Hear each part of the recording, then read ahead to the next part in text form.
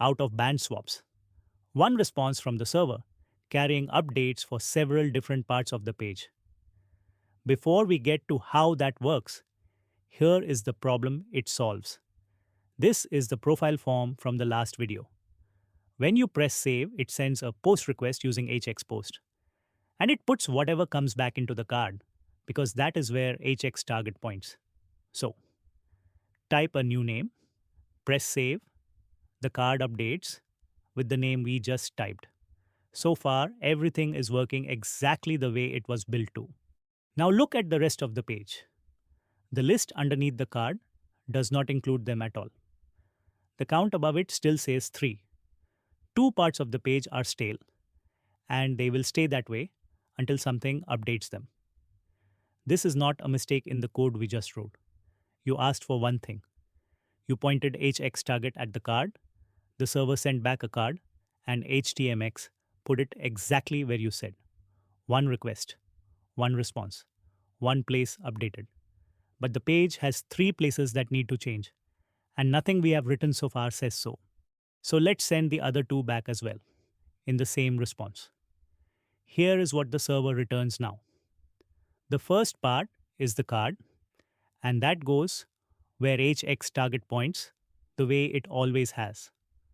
Underneath it are 2 more elements, and each one carries an attribute hx-swap-oob. That attribute changes what the element is for. HTMX takes it out of the response document, reads the destination from it, resolves that destination on the page, and applies the swap there.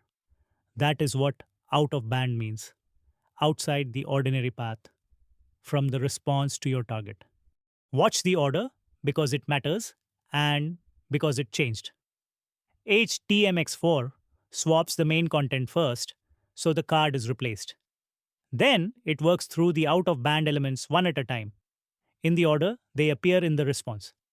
The entry, then the count.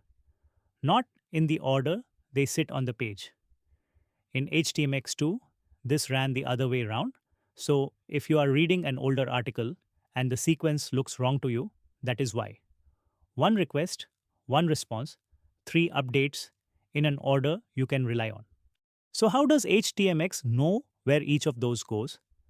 By default, the ID on the response element is the address. The entry in the response carries the ID list. So HTMX looks on the page for the element with that ID and swaps that one, which is easy to say and easy to get wrong. Change one letter so that the response says lists where the page says list, and watch. The HTTP request succeeds, the card updates, the entry does not. When we tested this in HTMX4, nothing reached the console. No error, no warning, and the network panel looked the same as it did when every destination matched. By default, an out-of-band swap replaces the whole element it matches. The element from the response takes the place of the element on the page, ID and all. But you can ask for something else. Set hx-swap-oob to before end, and instead of replacing the list, the new entry is added to the end of it. There is one detail here that surprises people. Any strategy that does not replace the whole element behaves differently.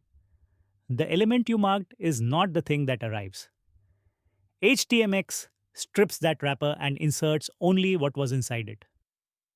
Send back a list holding one entry, and the page gets the entry, not a second list sitting inside the first. Matching by ID is only the default. Put the swap strategy first, then a colon, then a selector, and that selector names the destination instead. This element in the response has no ID of its own at all, and it still lands in the status bar. HTMX resolves that selector against the page, and every element it matches is swapped. Here there is 1, so one place changes. If the selector matched 3, 3 would change.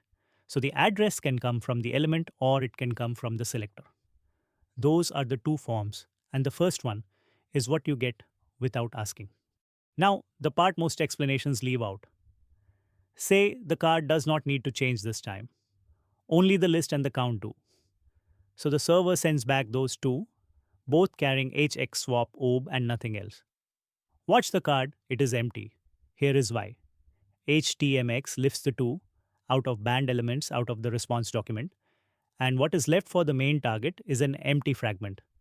The main swap still runs by default, and it puts that empty fragment into the card. The response was not empty, the main fragment was, and a successful HTTP response does not prove the page ended up in the state you wanted.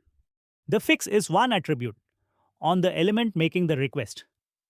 Set hx-swap to none, and the main swap is skipped, so nothing is put into the card at all. The out of band elements still apply, because HTMX handles them separately from the main swap. The list updates, the count updates, the card keeps what it had.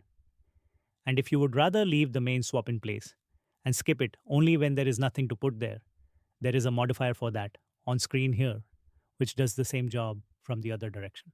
One note before the rule, HTMX4 has a second way of doing this, called the hx partial element. It uses its own targeting model, and a response made entirely of partials leaves the main target alone by default, which is the opposite of what you just watched happen. If you meet one in a code base, that is what it is. This video is about the other one. So, the rule. An out-of-band swap is still one request and one response. What changes is that the response carries elements that name a destination, and HTMX resolves those destinations in the browser against the page as it stands right now. That is the whole mechanism, and once you see a response that way, the rest of it follows. Then, the part worth keeping. A destination that does not match may not produce the error you are expecting. The request and console can both look fine. So check the page, not just the network panel.